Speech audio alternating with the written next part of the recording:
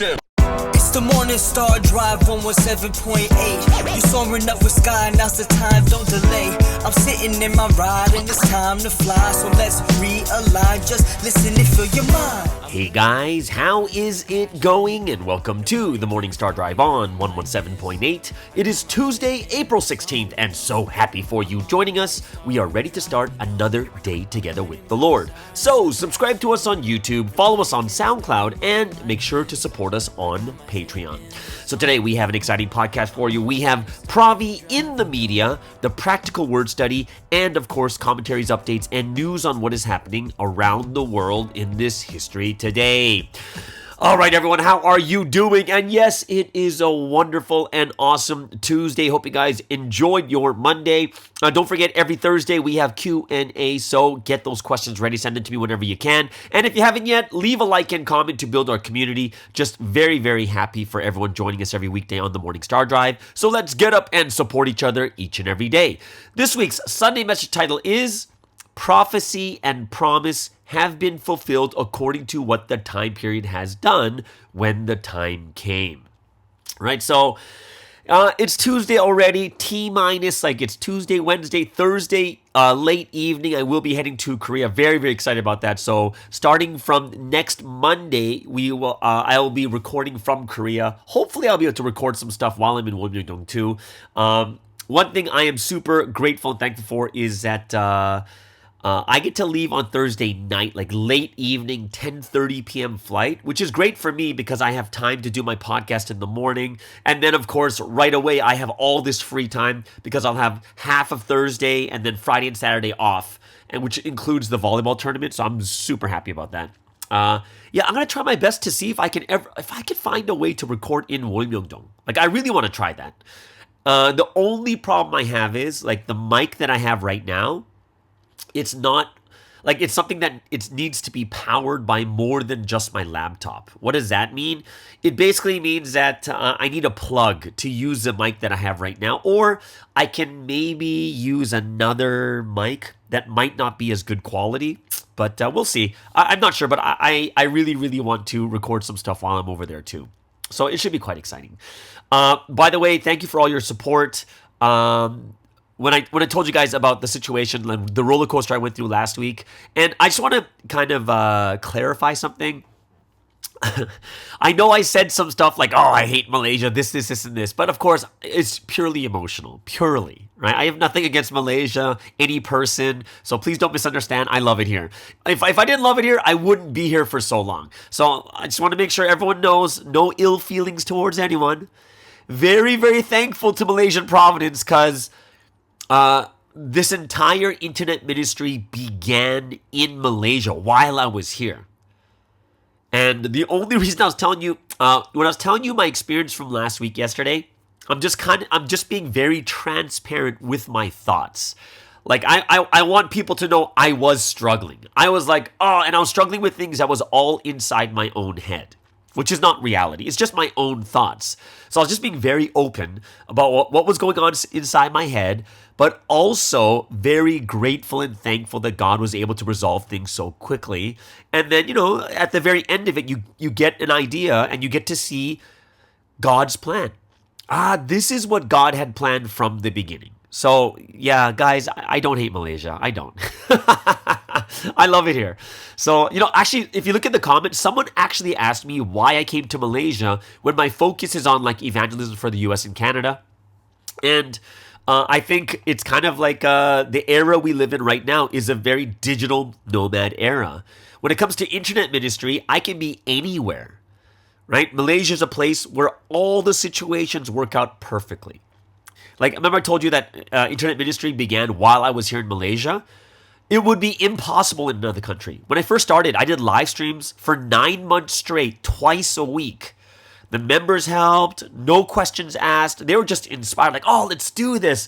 And we were able to just start at 2 live streams using the church's equipment and stuff like that too. It was awesome. And that's why we were able to start because, we had like willing, able people here just ready to go with it. So, and I would say that one thing awesome I think about Malaysian members too is when it came to internet ministry, everyone was so open to the idea 4 years ago. So can you imagine that, guys? 4 years ago, we were open to that idea, which means we're like, oh, that makes a little bit more sense. If people aren't open to it, haven't you guys ever had that where someone has this great idea or whatever it is, but then no one wants to participate in it? Haven't you guys ever had that? Where it's like, oh, I got this, let's have a praise night, but no one wants to go. But for here, it was just like, you want to try it? Yeah, let's go. And we were all able to start and do these things. And I was super grateful and thankful.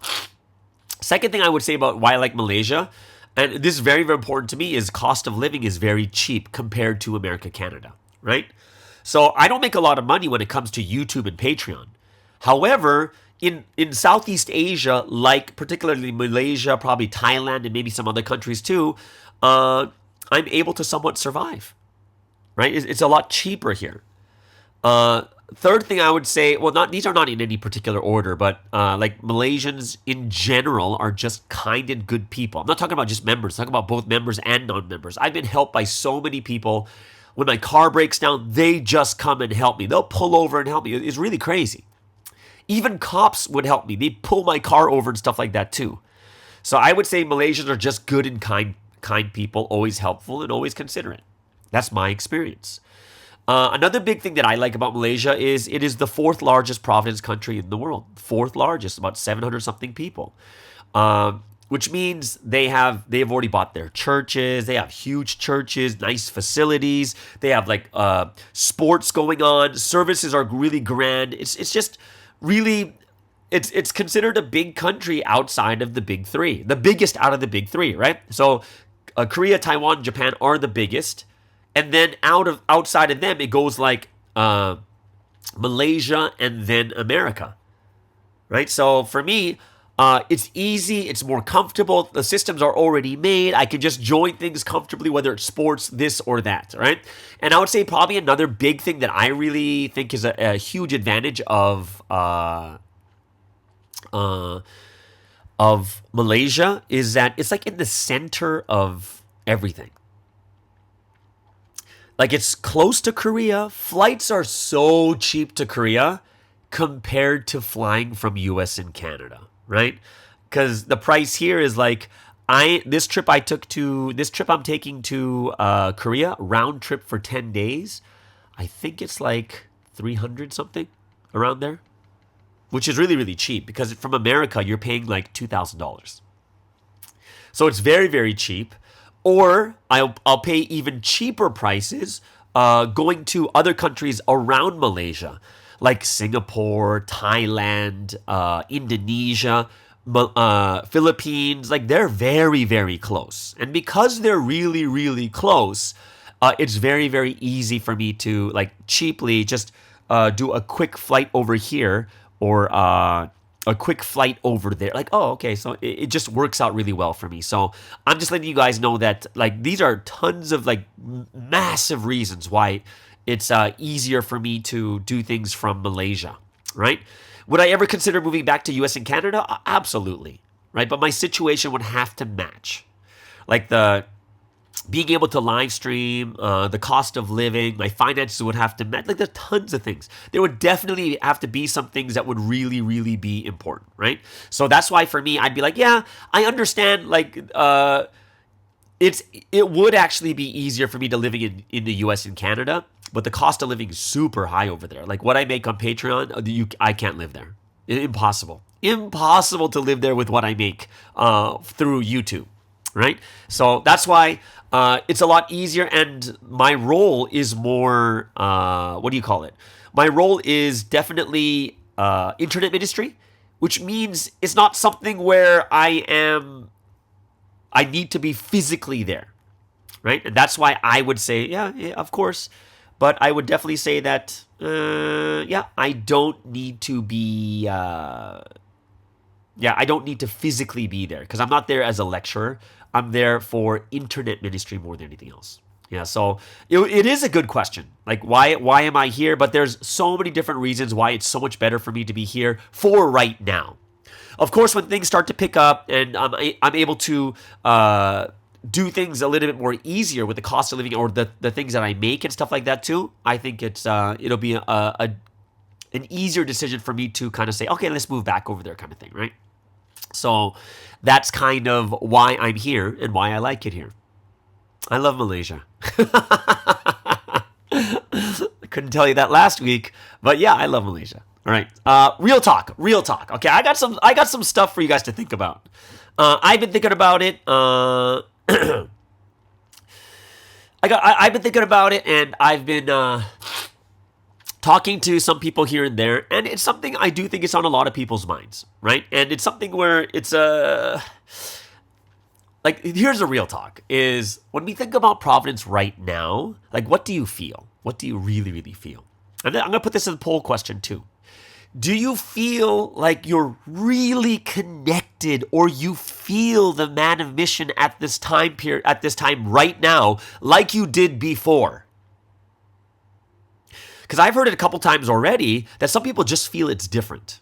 And my question to you is, do you feel the same way too? Like, it's not like it was before, right? The feeling is, we know in our hearts and our minds that God is there. Well, He is. Jesus is there, right? The Lord is there. But it's almost like we're in pitch black. So even though we know He's there, you can't see exactly where He is. So it's harder to feel. Do you guys feel that, kind of something like that at all? Do you feel like, is it different than before? And that's why even last week I brought up, like, are we in like a different stage? Because 2023 has passed, and it is a different stage in time. And that's something that even for me, I'm like, yeah, it does. For myself, it does feel a little bit different. And it's something that I'm trying to grasp. Is it maybe that I'm not spiritual enough to just feel Him? Or is it kind of like what I said last week, or are we in some time of judgment? Right? Are we in some time of, when you look at how, Sunseam is being treated right now, are we in this type of time? And I was talking to a good friend yesterday, and they said something really deep to me, and it really shook me. I was like, wow, yeah, I never thought about it that way. That we're living in the most blessed time. We are living at the time when the man of mission is living, running together with us.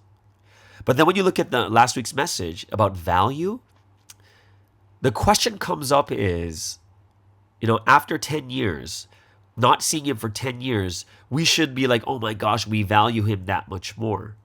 But when He came out for those 4 years, from like 2018 to 2022, did we truly value Him and see Him as precious during those 4 years He was free?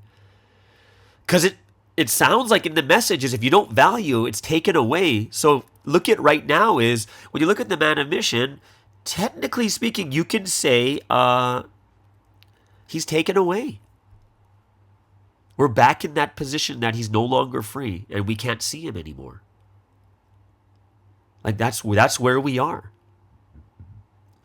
And it makes me think about when you look at history itself, and we are living in history, and we're going to be in the history books. We are going to be in the history books. Right now is the history, like it's being written as we are living our lives each and every day, because generations after us are going to talk about our generation. They're going to look back at it just as we looked back at Peter, James, John, Paul, all those people that were living at the time of Jesus. We are actually looking back at that generation, and we're like going, oh, this is what's going on. Oh, this is what's happening here. Oh, look at the mistake they made. Oh, look at the amazing things that they did here.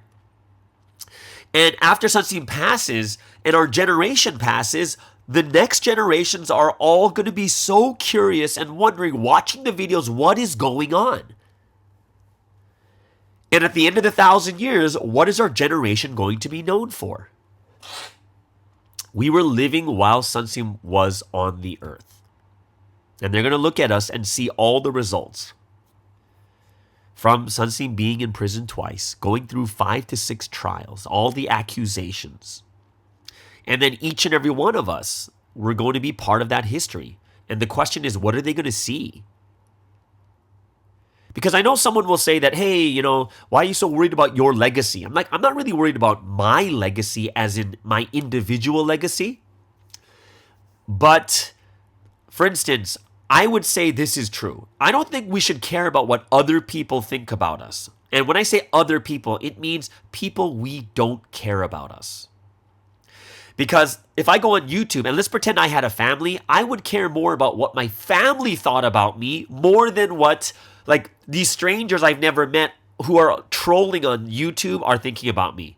I'd rather think about the people who really care about me, the ones who really love me. Like that's what, the legacy is not really like, I don't care what the public says. But as people of faith, we're not just thinking about what the closest people to us think about us.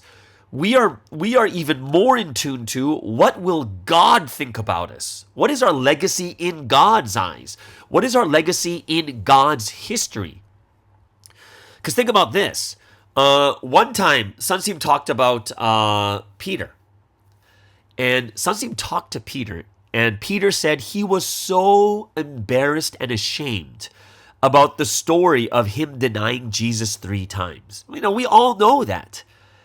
And it's written, and people even 2,000 years later are reading it and talking about it. And Peter said that every time he hears it or when people read it, he feels it. He feels the shame. And it's written in history. They're all going to see it. And I think it's something that that we also need to understand, that we are in the history of God. All these great achievements will be remembered as well as the great mistakes. So our generation, not individually, our generation is going to be remembered for what? The generation that lived at the time Sunseem was living. You know what I mean? And that makes me think very deeply, right? This is kind of like really, this is real talk. It's not about our individual, what are we going through? What's happening here? What's happening there? This is real talk to think about. And I think these are very, like, I would have these conversations with people. Like, I would tell them about, I think we're really living in a time where we have to set the condition or until we get out of the world situation or the province situation that we're in. Because all the signs tell us that we're not in a good situation, right? Well, number one is Sunseem's in his 5th trial, right? Possibility they can uphold his 23 years in prison. It's possible that, well, that's one sign. Another sign is we have fighting inside Providence, right? We have the factions, we have the Mafia Telegram group that came out in the Holy Spirit stories. We have, so that's like infighting inside of Providence. We have wars happening where in the past, Sunseem would pray and God would say, no wars are going to happen. Now wars are happening. We had a couple of earthquakes the last 2 weeks in Taiwan. Also, I believe in America. I think New York had one too, right? We have like possibility of war. We have so many things going on right now inside Providence and outside. I think we would be a little bit delusional to say that everything's going well. Don't you think?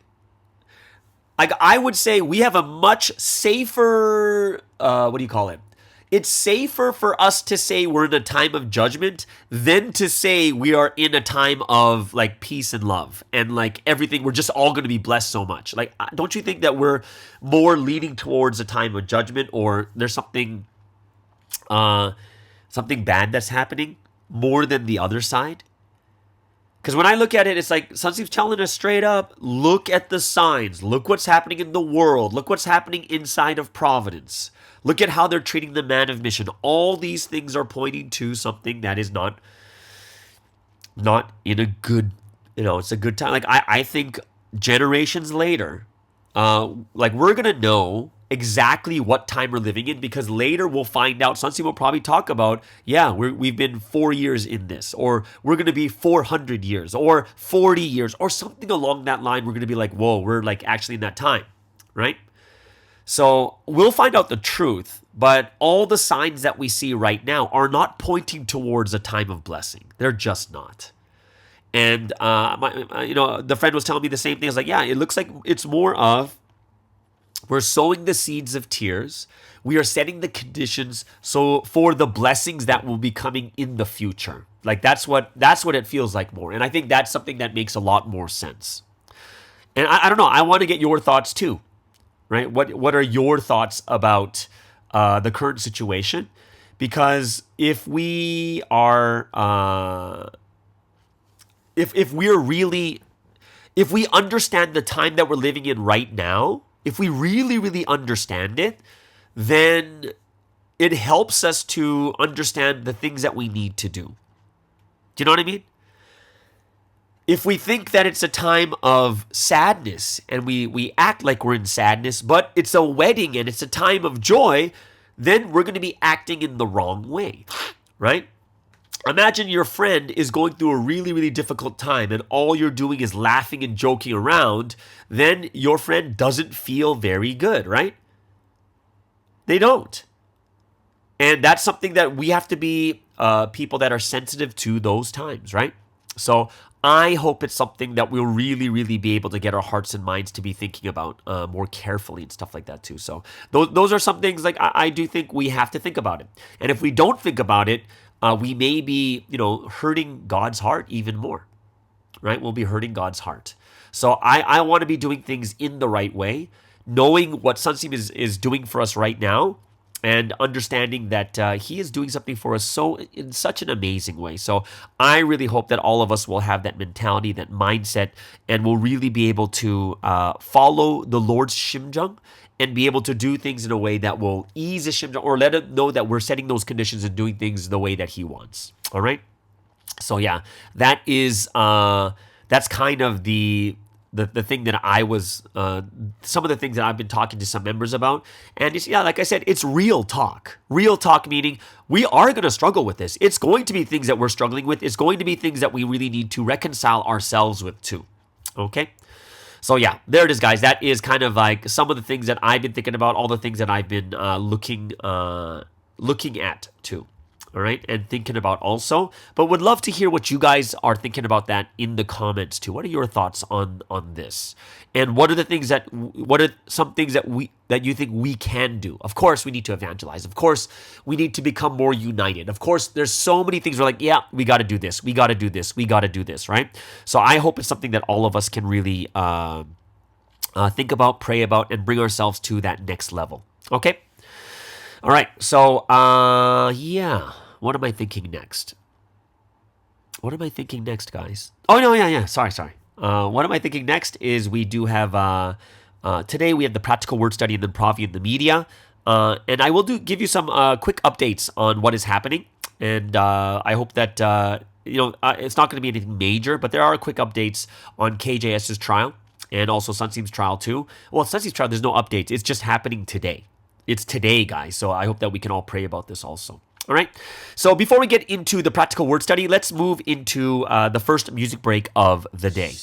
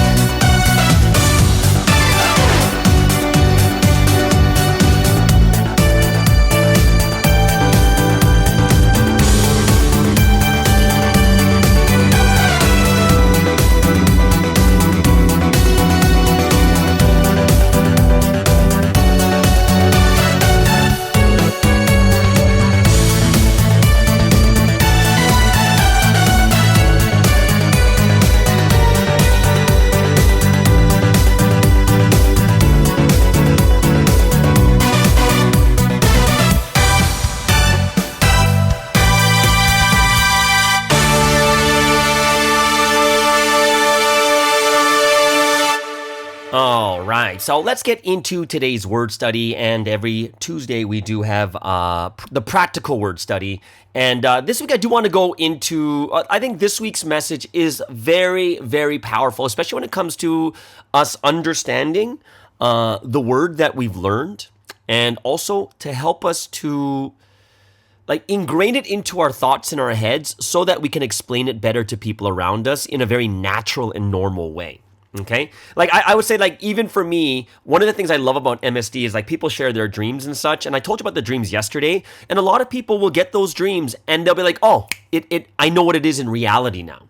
And I think that's kind of the way that we're able to see how God works and how God is speaking to us.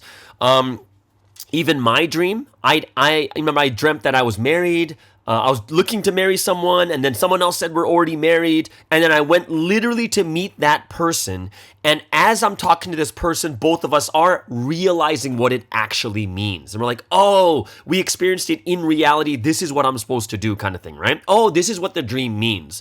The person from yesterday, same thing, is like, yeah, I had this dream, not sure what it meant. But after, in reality, listening to Sermons in the Sky is like, boom, that's exactly what I was thinking about. It's answering my questions, right? So I think just as, not just dreams and vision, or like this week's message is about promises and prophecy, is not just these things, but even the dreams and things that we have and the inspirations, we're able to understand them much better by looking at reality, how God is really speaking to us, right?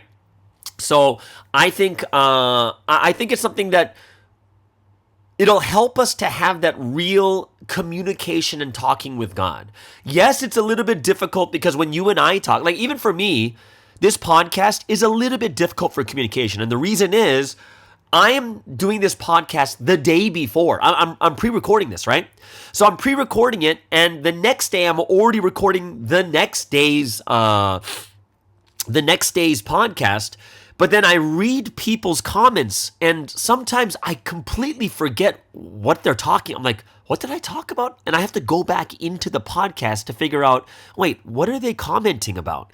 And it's only because I'm doing things early, right? So it's very, very interesting that, for me, the communication is always delayed. Because I'm like, oh, I'm talking in this podcast. And this is kind of why I like the live streams I do for the Rebel Pastor. Because live streams, straight up, people are listening and they're responding in the chat room. I love it. I really do. I'm like, oh, this is great. Oh, this is awesome, kind of thing, right? And I would say that, even MSD is, I'm always 24 hours behind. Oh, no. Yeah, 24 hours difference between me and my audience. And I'm already moving to the next episode where audiences are responding to the last episode. So it's like there's a disconnect there. And I think even with us and God, we have to realize sometimes God tells us something. We just can't be so impatient and say to ourselves like, oh, well, God didn't say anything to me right away. But no, sometimes we need to set the condition. We have to set that condition for a longer time, right? So that's something that I look at and say, yeah, we have to think about it in this way. So this is kind of the reality of life itself. And Sansim actually said that when it comes to dreams, usually the dream is about the person who dreamt it. Usually. You're talking 90% of the time. And when it's a dream about yourself, only the person who dreams will know the reality of the dream. Because it's usually about them and what they're going through, and other people have no idea. They just don't. Right? They don't know what you're going through. They don't know the situations, the things you've prayed for, the things you're struggling with. They just don't know. And that's why usually, because most dreams are usually about you, you're the one that's going to know best of what the dream actually means. Okay? Now, can people help you? Obviously, they can help you. How?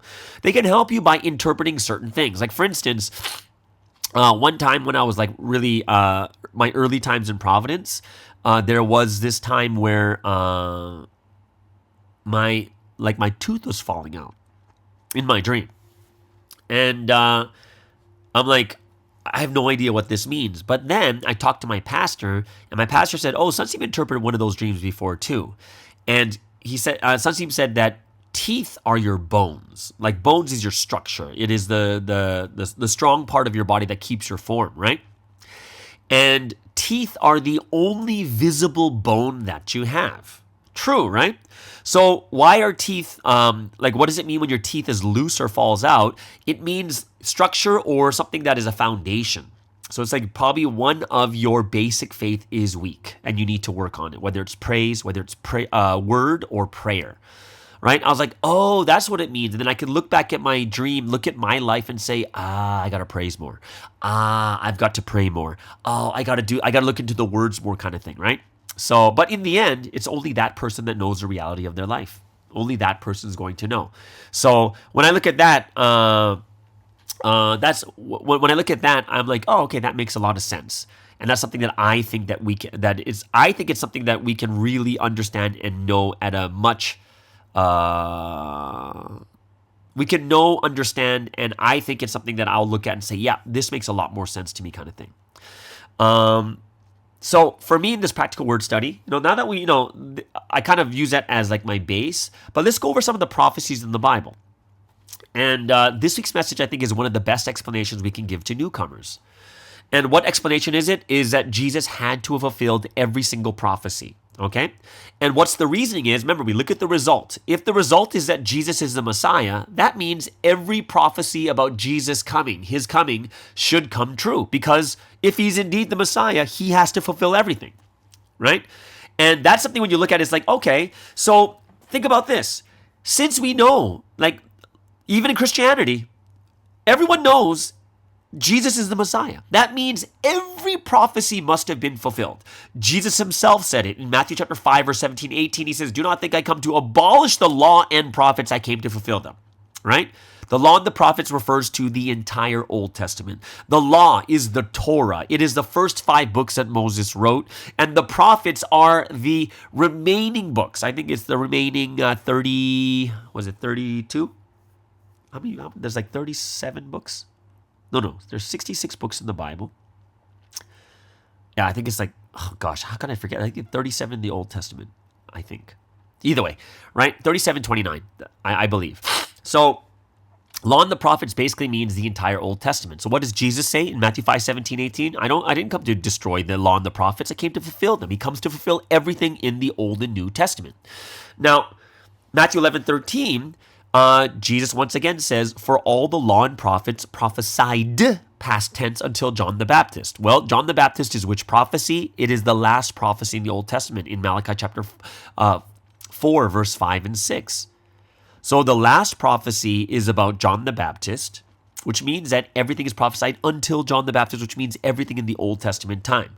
So if all the law and prophets were prophesied, then it includes the fire, the sword, the clouds, the sun, moon, and stars, and all these, the last days, end times, these are all included in the Old Testament time. So this is something that we can bring up and say, yeah, guys, you got to think about this really, really deeply, right? Like the fire and the sword. Fire and the sword, that's Isaiah 66, 15, 16. That's in the Old Testament time. The doomsday prophet, right? This is in the law and prophets, which means that it had to have happened when, for Jesus to be Messiah, he has to come with the fire and the sword. So then the question we always give is, where is it? We can't say that Jesus is Christ and then say that he didn't fulfill every single prophecy. So how was it fulfilled? And we know from Luke 12:49, I have come to bring fire and I wish it was already kindled. Jeremiah 5:14, Jeremiah 23:29. These are all verses where it's literally saying that fire is the word. And then we also know that for the sword, Sunsi already talked about it. That's in Ephesians chapter 6, right? In Ephesians chapter 6, I believe it's from verse 13 to 17, but the sword is 17, I believe, right? Take the helmet of salvation and the sword of the Spirit, which is the word of God, right? That's verse 17. That's talking about the sword is the word of God. And then when you look at a verse like Revelation chapter 1, verse 16 or 17, let me check which one it is. It's one of the two. Revelation chapter 1, verse 16, what does it say here? It says, in his right hand, and out of his mouth was a sharp double-edged sword. His face was shining like the sun and its brilliance, right? So when you know the parables, then you're able to look at verses like this and say, oh, okay, I get it. I know what this is. I know what this is, right? So when you look at it right now, it's very, very easy. And you look at it and say, oh, so that's what it means that out of his mouth comes a sharp double-edged sword, which means the words of God. So That's how it becomes so simple and easy, right? Clouds. Where is it from? Daniel 7:13, right? Daniel 7:13. Did Jesus come on the clouds? Actually, he came from the exact opposite. He came from the earth. He came from a woman, his mother. Let me tell you something interesting about the Daniel, the clouds prophecy in Daniel. The thing interesting about that is Daniel 7:13 says that he comes on the clouds, right? He comes on the clouds, but Micah chapter 5 verse 2 says that he's born of a virgin, a woman. So how can you have both of them how can you have both of them actually happening at the same time? Can you have someone born from a woman yet coming from the clouds at the same time? And the answer is it can only be done spiritually, right? And one of the biggest answers I have is Hosea chapter 12 verse 10, where God says, I gave dreams and visions to these prophets and spoke parables through them. So the visions were given and God spoke a parable through them, which means that obviously that the clouds are their people. Or, clouds are a parable. That's the way you could look at it there, right? So also, if you look at the sun, moon, and stars, nothing like this happened. Nothing this catastrophic happened where the sun turns dark and the moon turns blue. None of that happened. But we know from Genesis chapter 37, verses 9 through 11, that there is a symbolism there. These three entities are absolutely interpreted, so it gives us much more to realize, like, hey, these are already being interpreted in the Bible. And when you think about the way that Sunseem is teaching and the way what he's learned from Jesus, it's so practical. It makes so much sense. Like, why would God give us a Bible that makes no sense, that makes it impossible to realize the Messiah? The Bible is giving us the answer, so we just need to read it well. But we really need to have our thoughts in a sound place where we can reason, and God is speaking to human beings, where we're not going to be stuck like, what the heck? We have like 10,000 different interpretations. But when God comes down, truth is simple. It's something that should be able to I know what this means. Oh, I know what this means. And I know what this means, right? Like, I know some people in the former faith would tell me the fire, sword, and clouds, it's not the first coming, it's about the second coming. That's what they'll tell me, right? And I'm sure some of you have heard that before. It's not about the first coming, it's about the second coming. Sorry, excuse me. Without any warning, I just blew my nose. But for me, I would say it makes no sense. And it would actually confuse people in the Old Testament time so that they can realize, they can meet the Messiah. Think about how this sounds. How would this sound to you? You meet Jesus, and he says he's the Messiah. And then you say, oh, you're the Messiah? Okay, so the Bible, the Old Testament says that you're supposed to come with fire. And then Jesus says to you, oh, don't worry about that. It's not me. I don't need to do that. It's for the second coming. Would you be like, oh, okay, it's for the second coming, even though you've never even heard about a second coming yet? And you'd be like, oh, okay, then I'll believe you. And I'll put my life on the line to believe you, and I'll even die for you. Would you really do that? People at that time didn't even know there was a second coming. They're still receiving the first coming. Would you believe and put your life on the line, die, become a martyr for someone who says to you, no, that's not for me, that's for the next coming? You're like, next coming? Right? Even it's the Bible. The Bible is telling us it's coming in this way, right? And that's why if we don't understand it properly, if we don't understand the reasoning and all the things behind it, we're going to be kind of stuck, and we're going to be like, these people are not going to be able to receive the Messiah ever. And that's why we have to really deeply understand what is happening right now at this time, right? A lot of things to think about, a lot of things that we need to do, a lot of things that we have to push our hearts and our minds to that next level also, right? So yeah, when I look at this, I'm like, yeah, this makes more sense. This really, really does make more sense. It is something that I have to look at. It is something that I have to really wrap my mind around also. But it's something that I look at and say, yeah, this is the reality of the situation that we're going through right now. All right? And this is the way that religious people are thinking. And we just need to be able to break it down in such a way. But I'll tell you some funny reactions from newcomers too. We break it down in such a simple and easy way that one of the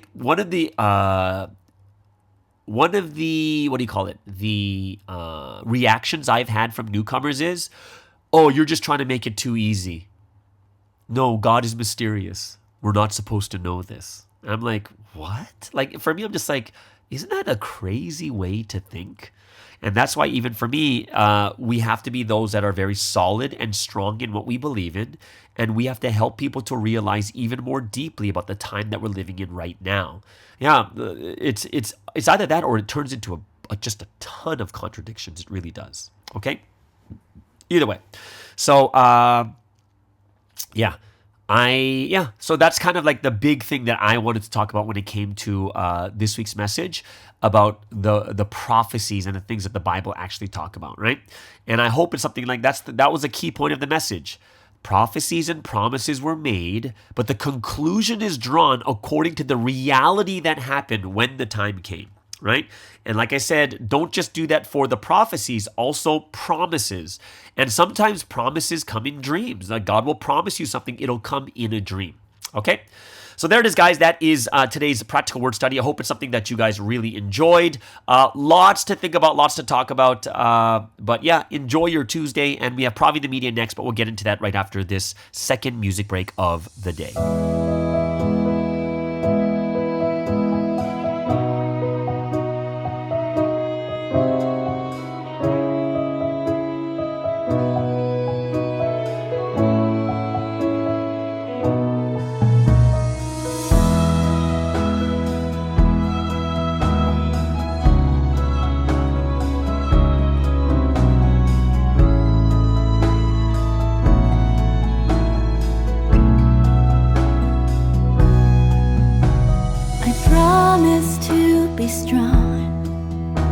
To live with God in my heart.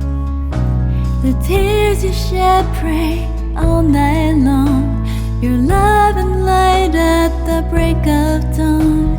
The days when you were gone, your words stay here in my heart. I'll hold on to you tightly, Lord. Your word is your love, I'm not alone. Now even if this dark world is frightening, wind and waves and thunders crashing, no matter what, our love will not change. You're with me and I'm with you. I will always, always love you, no matter if the world forsakes you. From all the love and miracles through you, I've witnessed the truth. I'll fly high with you. I will never, never leave you, no matter if the world forsakes you. With all the love and blessings from you, I'll never forget all that you've done for me.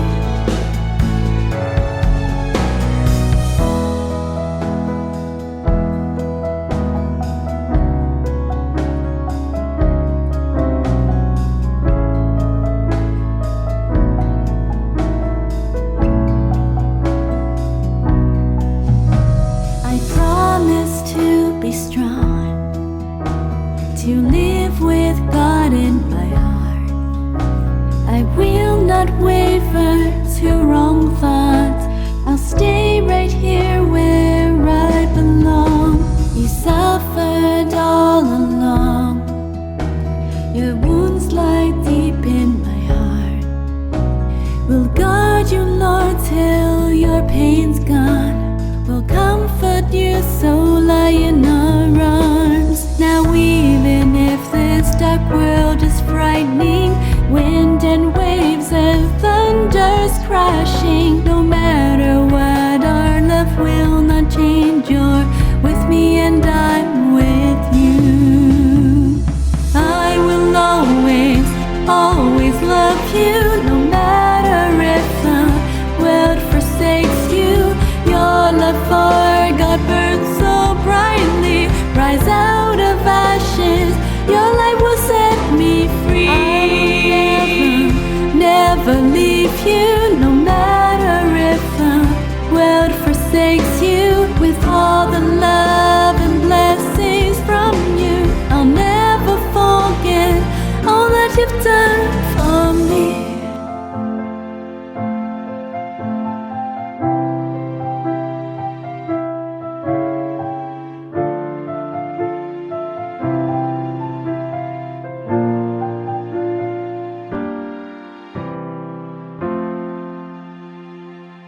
Okay, so let's get into our final segment for today. And of course, every Tuesday we do have Provi in the media. I just got some updates. We're not going to be discussing about certain things along that line. And, we heard from what Sunsteam said last week in the Proverbs and in the stories, like, hey, don't focus on the trial. Focus on our faith and our spiritual lives. And I would say that this is what we do here on MSD. I'm super thankful, super happy that we are not focused on the trials. We're not sitting there discussing it. Like, what does this mean? What does Sunsteam have to do here? Oh, what do we have to do here? This and that, right? But, when you really think about it, the reason why people like MSD is for very different reasons. The majority of the people like MSD for the word study. Some people like the daily life talks in the beginning. Some people like the special segments, right? So remember, every week we have 15 different segments a week, and Provi in the media is only one of 15. We are definitely not focused on those things, but we are just reminding each other to keep praying for these situations and seeing when our prayers have been answered too. So I have no qualms about just updating some things here and there, because I know that people aren't just listening to MSD for only trial updates, right? So for those of you guys, for Sunsteam's trial, we don't know anything going on. Like, we're just waiting, and today is the trial.